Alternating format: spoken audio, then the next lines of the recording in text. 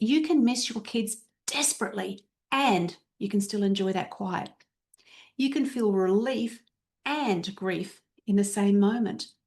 And your relationship can actually deepen once they leave home. Hello, and welcome to episode 165 of the Redefining Midlife podcast. I'm your host, Jo Clark, and I'd just like to say a very big thank you for being here with me today. Now, this episode is a special one, and it's for every single mum who is standing at the edge of a brand new chapter. It's for all the women who are or they're watching their children finish school or pack their bags for university or head into the workforce or take off for a gap year or an adventure. And be prepared, I will probably cry at different times in this episode because, it really does cut to the core of your role as a mother. So please bear with me if my voice starts to get a little bit wobbly or if I take a little pause or two or three, because not only am I going to be sharing some personal stories, I'm also feeling a little bit hormonal today at this time of recording. So it really is a perfect storm. Now, it doesn't matter where you're listening from around the world. The empty nest transition is universal and it brings so many big emotions for women. I know I have listeners from all around the world in very, very different countries. So, for context, in Australia, our school year for seniors finishes in November. And for many mums, it signals the end of what I like to call the year of lasts. It's the last school drop off. It's the last exam, the last speech night, the last time you see them in that uniform. And even if your children finish school years ago, you might still be finding yourself navigating new firsts in your empty nest, new Christmases or family celebrations without your children around, new routines, new quiet moments. The empty nest is not one single moment. It's a season and it unfolds slowly, gently, and sometimes very unexpectedly. So I want today's episode to feel warm and comforting, like you're having a chat with a friend who understands exactly what you're going through. There really is something about that final year of school that shifts the air in the house. It kind of feels like everything seems to speed up at exactly the same time that you want it to slow down. It feels like 1 minute you're tying shoes and packing lunch boxes, and then the next minute you're watching them walk into their final exam. And you're left wondering, how on earth have these years disappeared so damn quickly? And for some families, children will leave home straight away. For others, the cost of living pressures mean they might stay longer while they study or they work. Every family is going to look different, and every transition happens at its own pace. But like I said just before, the mix of emotions is universal. Pride, sadness, joy, grief, nostalgia, relief, uncertainty. They're rarely felt in isolation. More often, you can feel a mix of them. And all of that is completely normal. Even before your children have officially left home, your role as a mother begins to shift. And it's not often one big moment. It's kind of more like a gradual loosening of that invisible umbilical cord. Suddenly they've got their license and they're coming and going on their own. They're spending more time with their friends. Maybe they're working part-time or they're organising their own weekends. At this stage, you're still a central figure in their life, but you're no longer the centre of their world. You move from managing everything to gently mentoring from a distance. You actually step back as they step forward. And there's a well-known poem that's often linked to Mother Teresa that sums this up so well. And it goes, "You will teach them to fly, but they will not fly your flight. You will teach them to dream, but they will not dream your dream. You will teach them to live, but they will not live your life. But in every flight, in every dream and in every life, the print of the way you taught them will remain. This poem speaks quietly to what this stage feels like. Your children take the lessons that you've given them and they begin living their life in their own way. And you know, even though both of my children left home years ago, I've realised that this empty nest transition just keeps on evolving. Like right now, both of my children are overseas for an extended time.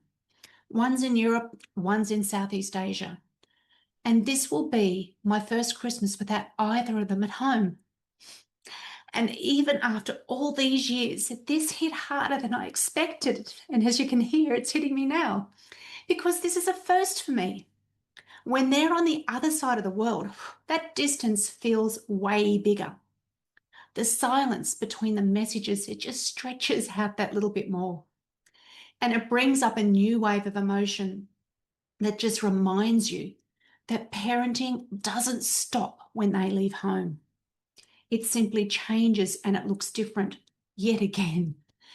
And I know many of you listening will understand this, especially those who might live in rural or remote parts of the world. Because for many mums, their empty nest begins long before that final goodbye that most people have in their lives. Now, you mightn't know this about me, but before my children left home for good, I'd already lived what I guess you'd call like a part-time empty nest for years. We lived on a property in a small rural community. So both of my children went away to boarding school for high school. This story will get me going again. Now, I still remember my daughter's orientation day when she was just going off to boarding school. And I remember it so clearly, and those emotions flood back straight away. You know, the boarding school mistress talked about how we'd be driving back home to their empty bedroom and see that empty chair at the dinner table. Now, I know that she was only just trying to prepare us, but I cried right there and then in a room filled with complete strangers. I just fell apart. It just felt all too real and way too soon. And from then on, my life fell into a new kind of a rhythm. You know, there were quiet weeks at home during the school term and busy holidays when the house came alive again when they were back home. And then another goodbye at the start of each term. So over and over again for years. And you'd think that after all of that, it would have made that final goodbye easier. That by the time they moved out as young adults, I would have been prepared. But the truth is, it still came as a shock because this time they weren't gone for just a term. This time meant they'd be gone for life and they would only return as visitors to the family home. I know now what my mum went through. You know, I really do think that this stage is one of the most underestimated transitions that women face. People talk about babies and toddlers, you know, about the teenage years, about the school moves, but not this. This transition happens quietly and slowly over time, without the same level of support or conversation. And it's not just that your child is leaving home. It's that your relationship with your child is going to be different from this point forward. And it's that your identity begins to shift. You know, the rhythm of your house just changes. Your daily routines, well, they look different. Your purpose starts to expand into brand new and unfamiliar territory. And for many women in midlife, this big emotional shift lands right on top of so many other big transitions, like hormonal changes, career changes, aging parents, parents passing. Yet your emotions can be heightened. And all of this can make the empty nest feel even bigger and more tender than you ever expected. And your house also feels different. Like at first, the quiet can feel unsettling, and then slowly it becomes peaceful. And then your role becomes less hands-on and much more heart-led. I mean, you're still their mum, always, but you're guiding from a different place now. And it can feel like you're letting go of something familiar without knowing exactly what's going to take its place. And that feeling is completely normal. So today I want to offer some gentle ideas to help you through this stage. They're not rules, they're not checklists, they're just possibilities that you can pick up in your own time. So just listen or grab a pen and paper to jot down anything that might resonate with you. Firstly, let yourself feel it all. This transition is emotional because it matters deeply. And sadness doesn't mean you're not coping. It simply means you've loved deeply. So let the tears come, let the joy come, let that pride come. Let all of it exist at once and at different times, whatever it might be. And then secondly, reconnect with yourself. It might be slowly that you do this. If you remember, for years your life has revolved around your children. So it takes time to remember who you are outside of that role and that routine. So start small. It could be a walk, a journal, a class you've been curious about, a book you'd forgotten you wanted to read. Those small steps can lead to big changes. And thirdly, strengthen your connections. When the school years end, so does a lot of built-in social contact. This is a time and an opportunity to reconnect maybe with your partner, to perhaps reach out to old friends, or to meet new women who understand this stage of life. Remember, we're not designed to do midlife alone. And fourthly, reimagine your identity and purpose. And this is where many of the women that I mentor begin to feel a shift. Once that noise settles, you can finally ask yourself, how do I want to feel? What do I want my days to look like? Who am I becoming now? Just remind yourself that you hold the pen to this next chapter. And to finish off my suggestions, refresh your home and rhythms. Sometimes just a small change in your environment can help your heart adjust. Maybe you can just declutter or zhuzh up a space. Maybe you can refresh a room or create a nook where you can read or journal. Think about updating your child's room so it reflects their transition from childhood to adulthood, but in a way that also supports the way that you live now. It's not about removing them, it's about supporting who you are in this season of life. And if you haven't already guessed, just know the early weeks are often the most emotional. Even when you've prepared, the quietness of that house, it can be so surprising. So try to stay lightly connected with your children or your child. Just a quick message, I'm thinking of you text goes a long, long way. And give yourself anchors in your week. Rest when you need to. Move your body, because just moving your body can make you feel better. Plan for something that you enjoy doing. And if the sadness feels really heavy, please talk to somebody.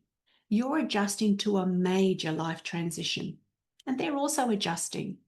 And there's no perfect way to do this, but I have found that there are a few things about this stage that people don't talk about, but are very normal. And that is, yes, you can miss your kids desperately, and you can still enjoy that quiet. You can feel relief and grief in the same moment. And your relationship can actually deepen once they leave home. And you might rediscover parts of yourself that were quiet for years. And the house, well, it does eventually stop feeling empty. It can actually start to feel more peaceful. Now, this emptiness transition stretches you. It softens you and it shows you what you're capable of.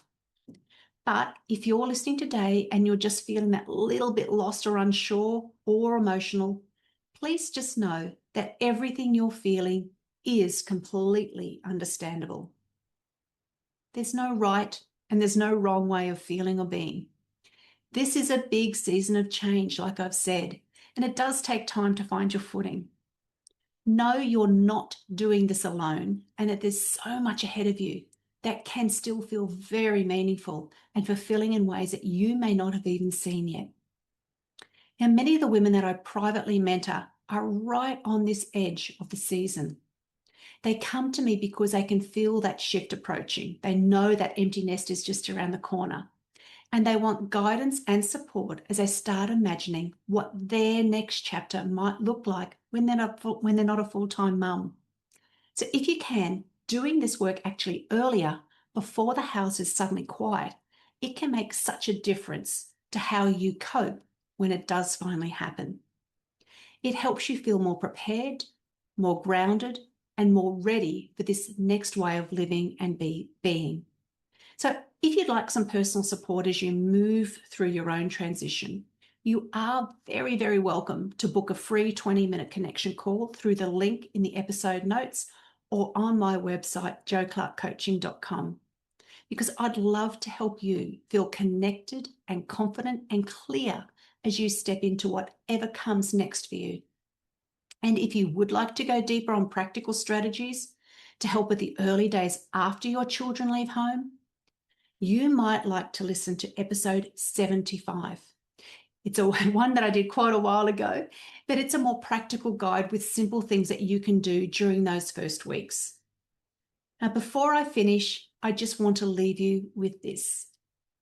The empty nest transition may feel big, but it's also filled with so much possibility for a new and amazing chapter ahead. It's a time where you might get the emotional ups and the emotional downs. Thank you so much for spending this time with me today. And as always, just know I'm here behind the microphone cheering you on. Thanks so much for listening. If you enjoyed today's episode, please rate, follow, and share it with another incredible midlife woman. And join me next week as we keep creating an amazing second half of life.